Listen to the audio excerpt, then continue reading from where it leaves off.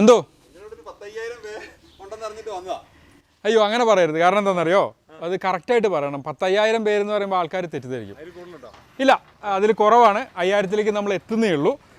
കറക്റ്റായിട്ട് കൃത്യമായി പറഞ്ഞാൽ 4,380 ആൾക്കാരും അതേപോലെ ഒരു 1,638 സ്പീഷീസേ ആയിട്ടുള്ളൂ. പല സ്വഭാവക്കാരാണ്, പല സ്പീഷീസ് ആണെങ്കിലും അല്ലെങ്കിൽ അവരെല്ലാവരും ഒരുമിച്ച് ഒരു കുടുംബം പോലെ ഈ വളരെ തുച്ഛമായ സ്ഥലത്ത് ഒരുമിച്ച് ജീവിക്കുന്നു എന്നുള്ളതാണ് എൻ്റെ ഏറ്റവും വലിയ ഹൈലൈറ്റ്.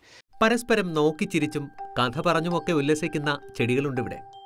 ഒരു കുടക്കീഴിൽ അണിനിരന്നവർ. സുൽത്താൻ ബത്തേരിയിലെ ചെടികളുടെ ചങ്ങാതി ഷെനിലിൻ്റെയാണ് ഈ ഹരിതസ്വർഗം.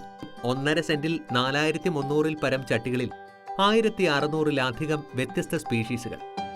അത്ഭുതമാണ് ശരിക്കും ഈ കാഴ്ച. ടേർട്ടിൽ വൈനും ഫോക്സ്റ്റെയിലും പോത്തോസുമൊക്കെ ഒരു പ്രദേശം തന്നെ കീഴടക്കിയിരിക്കുന്നു.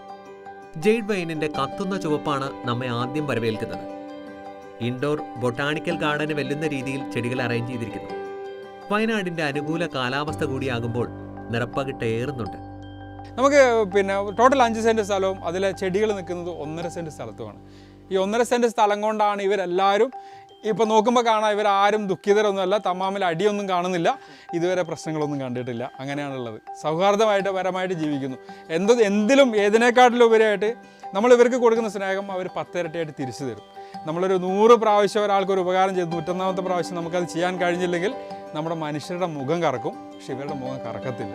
അതാണ് ഈ ചിലപ്പോൾ കയ്യും കാലും ഇല്ലാത്തതുകൊണ്ടായിരിക്കും ഇവർക്ക് ഓടിപ്പോകാൻ പറ്റുകയാണെങ്കിൽ ചിലപ്പോൾ ഓടിപ്പോകായിരിക്കും. ഇതുവരെ ഓടിപ്പോയിട്ടില്ല.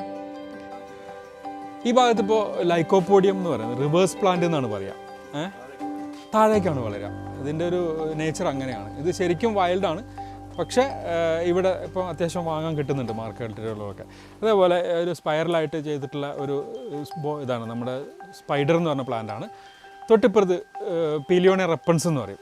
അത് ശരിക്കും എന്താ പറയുക, ഒരു 6 അടി അല്ലെങ്കിൽ 5.5 അടി ഹൈറ്റുണ്ട്. ഈ ഒരു വലുപ്പത്തിൽ എവിടെയും കണ്ടിട്ടില്ല. നമ്മളടുത്തും ഉണ്ട്, പക്ഷേ ഈ ഒരു സ്പേസിലല്ലാതെ ഇത്രയും വലുപ്പത്തിൽ ഇത് വളരാറില്ല.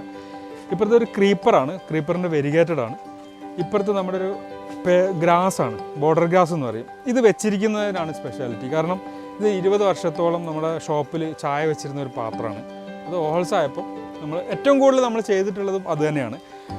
മാക്സിമം നമ്മൾ റീസൈക്ലിംഗ് മെത്തേഡാണ് ഇത് ഉപയോഗിച്ചിട്ടുള്ളത്. കടകളിൽ നിന്ന് ഒഴിവാകുന്ന മിഠായി ഭരണികൾ, അങ്ങനെ പ്ലാസ്റ്റിക് പാത്രം, കുപ്പി പൊട്ടുന്ന ഇതൊക്കെ നമുക്ക് കണ്ടെയ്നേഴ്സ് നമ്മൾ വാങ്ങുന്ന കണ്ടെയ്നേഴ്സാണ്. നമ്മൾ ഫുഡൊക്കെ വാങ്ങുന്ന കണ്ടെയ്നേഴ്സ്, ആ കണ്ടെയ്നേഴ്സ് നമ്മൾ യൂസ് ചെയ്യുക മാക്സിമം.